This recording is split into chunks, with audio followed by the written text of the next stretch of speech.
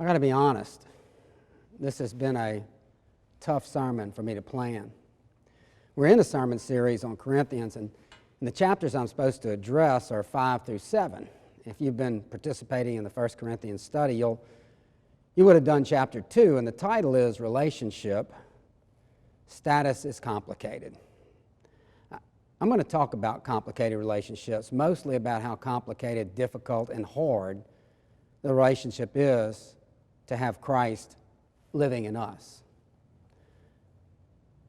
It's been a tougher day for me because as I came in to film this, I learned that 10 American soldiers had been murdered by a suicide bomber in Kabul. You'll understand in a minute why this is so difficult for me to preach. In Paul's letter to the church at Corinth that we call 1 Corinthians, in chapters 5 through 7, he deals primarily with sexual ethics.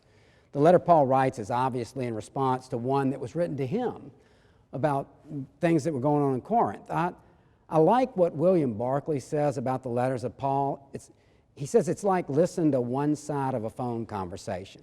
You only hear his answer, not the questions that are asked of him. So we can look at his answers and we can take them out of context and we can miss the point. We can miss the point that he may be trying to make.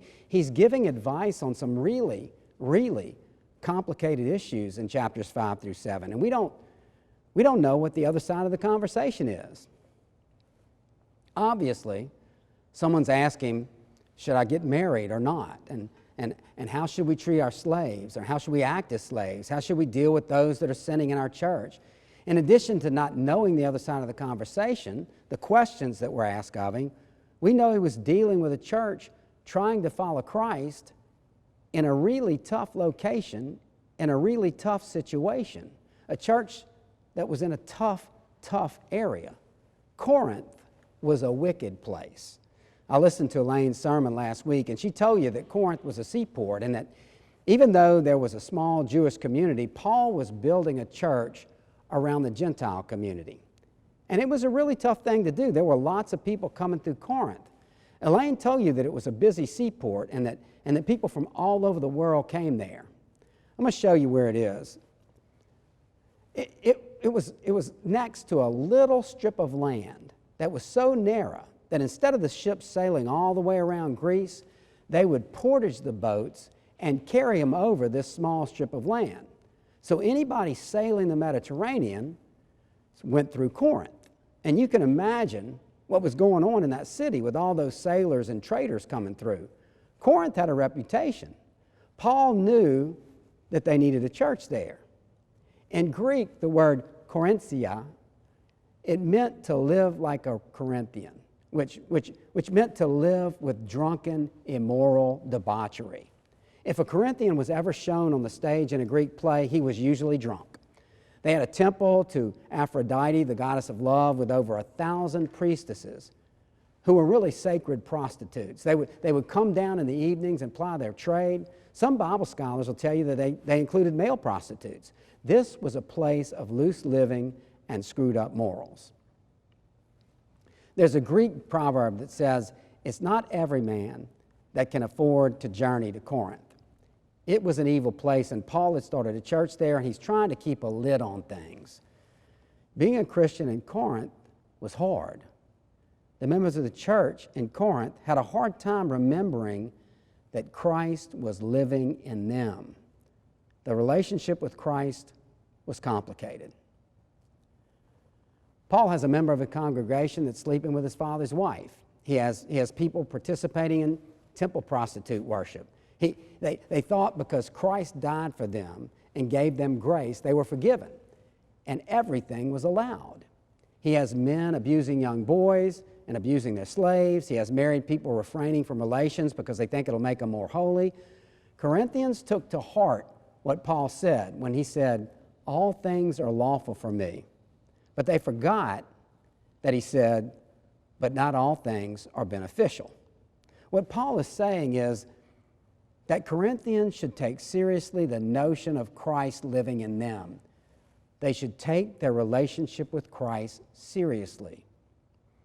In 1 Corinthians, he says, don't you realize that the Spirit of God lives in you? He goes so far as to say that you have Christ living in you. Why would you join yourself with a prostitute? He wants them to think about, with every move they make, is this what Christ would do? Is this how Jesus would interact with this person?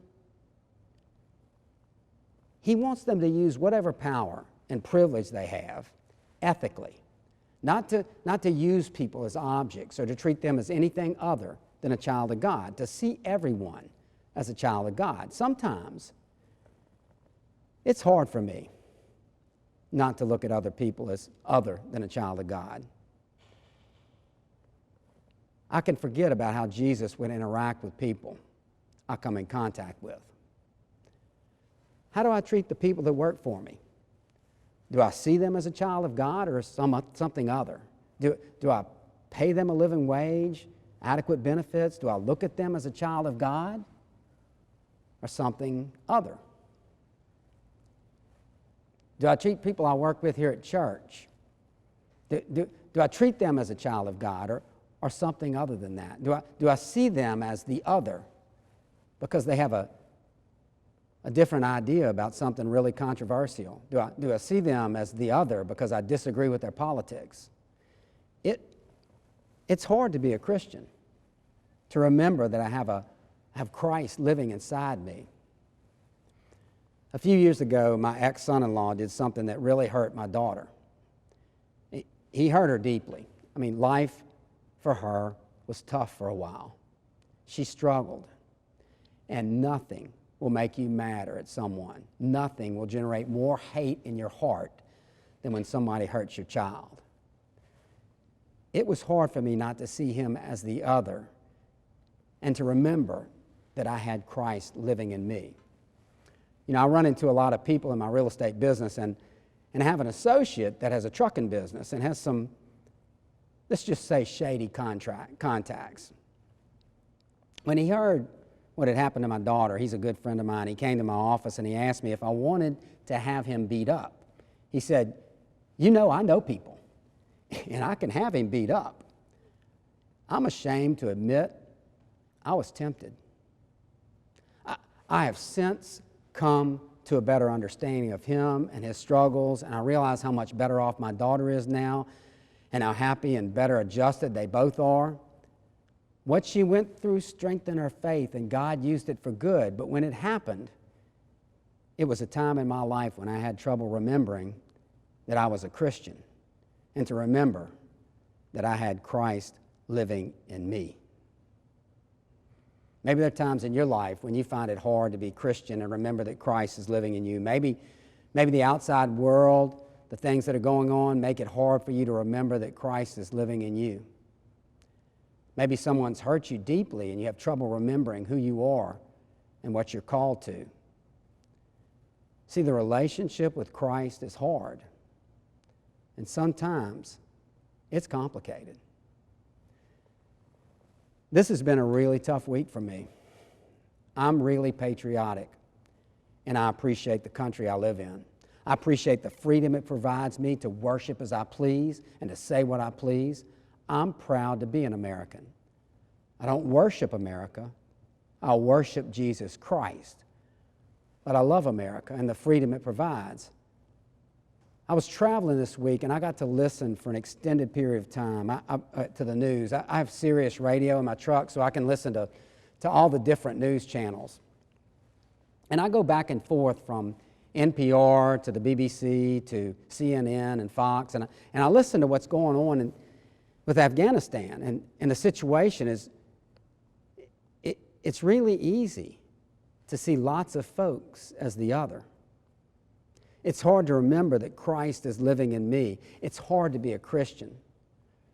The relationship gets complicated. I got to be honest. I'm angry.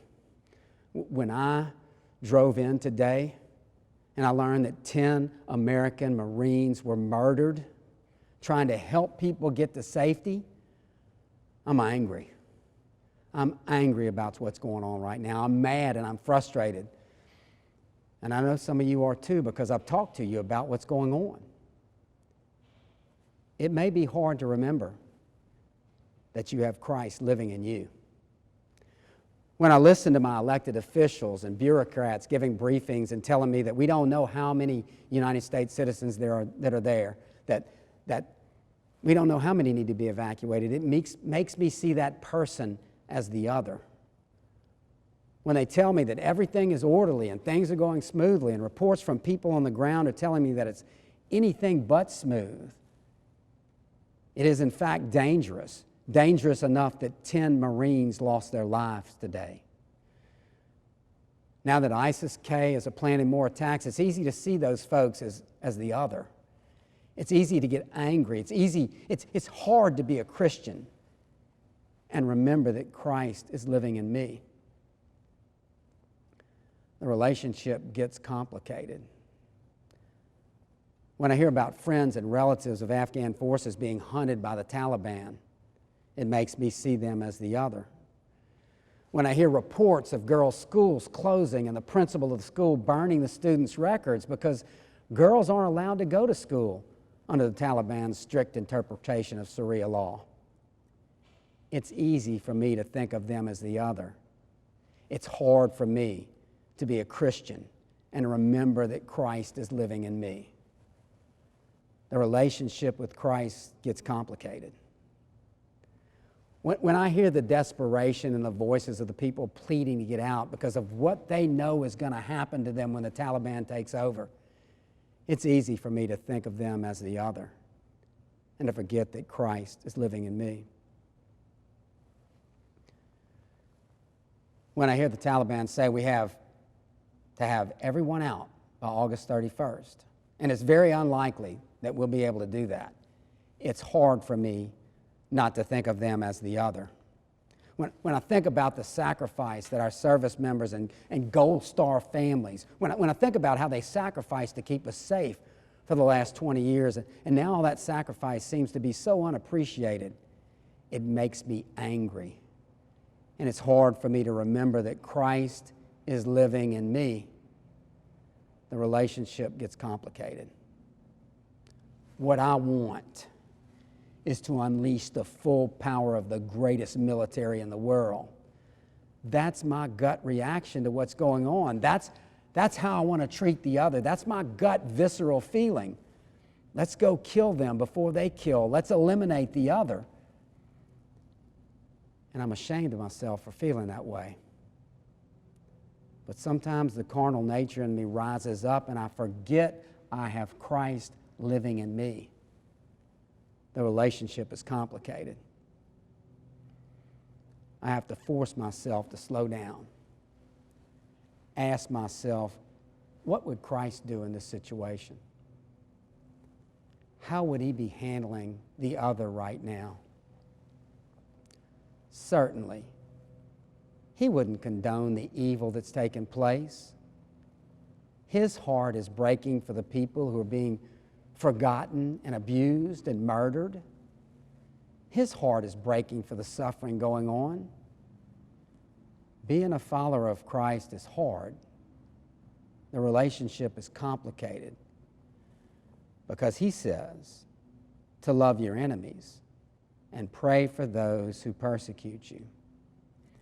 Matthew 5:44 says this, You've heard that it was said, you shall love your neighbor and hate your enemy. But I say to you, love your enemies and pray for those who persecute you, so that you may be sons of your Father who is in heaven. Luke 28 says, bless those who curse you. Pray for those who mistreat you. Romans 12:14 says, bless those who persecute you. Bless and do not curse. Proverbs 20:22 says, do not say, I will repay evil. Wait for the Lord, and he will save you. See, I can go on and on with these. Being a follower of Christ is hard for me right now. Maybe it is for you too. How do you love someone who commits such atrocities? How do you love someone who allows these atrocities to go on? How do you not treat these people as other? How do you see them as children of God? Being a Christian is hard. The relationship is complicated. But those verses I just read, they're not just platitudes. These are the things upon which we base our faith. Christ set for us the example. While he was hanging on the cross, he said, "Father, forgive them. They don't know what they're doing." He died for the Roman soldier that was nailing him to the cross. He died for the people that sentenced him to that horrible death. He died for the people whose actions are breaking his heart right now. Christ died for you, and he died for me. He died for the other. What he did was hard. What he calls us to do is hard. Loving our enemies is hard. It's especially hard right now. Loving the other is hard. Living for Christ is hard. The relationship is complicated. Keeping hate out of my heart right now is hard. I feel so weak, so helpless, so ineffective. So I pray. I pray, and I keep my anger and visceral feelings in check. I ask other people to pray for what's going on in Afghanistan. I believe in the supernatural power of prayer. Who knows what will happen if enough of us pray for our enemies and pray for those that are suffering right now? I try to remember this verse from Romans. So then, we pursue the things which make for peace and the building up of others. I've been praying, and if you're like me, sometimes your anger and frustration gets in the way. Anger can get in the way of your prayer. Keep trying. Take those easy, steady breaths. Focus on Jesus and what he did for us. Focus on what he calls us to do. Look, I believe in the supernatural impact of prayer, but I want to do some practical things too. There are some practical things we can do. I admire the folks that are working around the clock to get people out, private people that have retired from the State Department or military with contacts in Afghanistan, and they've been working to get people out. You may or may not have seen one guest on CNN or Fox, I forget where they were, but she was talking about her private efforts. She is a veteran, and her grandfather was in World War II and landed on the beaches of Normandy. Her message for the folks she was trying to get out of Afghanistan was for them to keep the faith. She said her grandfather got off the beaches of Normandy so that she could get them off the beach in Afghanistan. I don't know anyone at the State Department or military that might have contacts, but I do have our Methodist church organizations. UMCOR is the United Methodist Committee on Relief. Global Ministries and the United Methodist Committee on Relief have a long-standing partners in Afghanistan. They got projects and programs that date back to the mid-1960s. Let me read what their website says. The work has been and continues to be in partnership with local Afghan communities, as well as other humanitarian agencies concerned with health, community development, and human rights. UMCOR is working with these partners to determine what assistance is most helpful at this time and the best avenue for ensuring humanitarian relief reaches the country. Through one project, UMCOR will provide cash assistance to the displaced families residing in the Kabul area. It enables them to prioritize their most urgent needs, such as food, shelter, and medicine. Those interested in supporting UMCOR's response to Afghanistan can make gifts online. Here's what their website looks like. It's umcmission.org/advance-project/982450. I'm going to give you this information, and you'll be able to copy it off the screen. So just pause it if you need to copy it. That's what the website looks like, and you can press the Donate Now button in red and send a donation. Or you can do it by check. So for food and shelter, this is the address and the number for the memo line in your check, so that it goes to food and shelter and housing. It's Ministries, UMCOR, Post Office Box 9068, New York, New York. And put that 98-982-450 in the memo line. And that's for food and shelter. UMCOR also is prepared to assist refugee resettlement. They've got a resettlement program through its partnership with Church World Service. And it's currently in conversations about assisting Church World Service with temporary housing for Afghan refugees. You can make a donation to temporary housing. Those interested in supporting UMCOR with the partnership can make gifts by check. It's the same address. It's just a different number in the memo line, 302-2144. Same address, just a different number for refugee resettlement. Let me read you something from their website. The United Methodist Church is one of the denominations that helped launch Church World Service in 1945. And Church World Service remains UMCOR's primary partner in refugee resettlement work, said Bishop Thomas J. Bickerton of the New York Conference, president of UMCOR. It's imperative that we continue this long-standing tradition as United Methodist by being active in this humanitarian effort. In the last few years, CWS has resettled thousands of refugee families in the U.S. with visas issued under the U.S. Refugee Program and the SIV program. You've heard that. The news is all about the SIV, Special Immigration Visa, granted by Congress to ensure that no U.S. ally is left behind. There's a multitude of ways to help our veterans, the Wounded Warrior Project, but the official site that can direct veterans to services is the Louisiana Department of Veteran Affairs. Veterans and their loved ones can call 1-800-273-8255. They press 1 and they can chat online, or they can send a message. They can text a message to 838-255, and they can receive confidential support 24 hours a day, 7 days a week, 365 days a year. Here's their website, vetaffairs.la.gov. Those are the practical things you can do when you get angry and you forget that you have Christ living in you.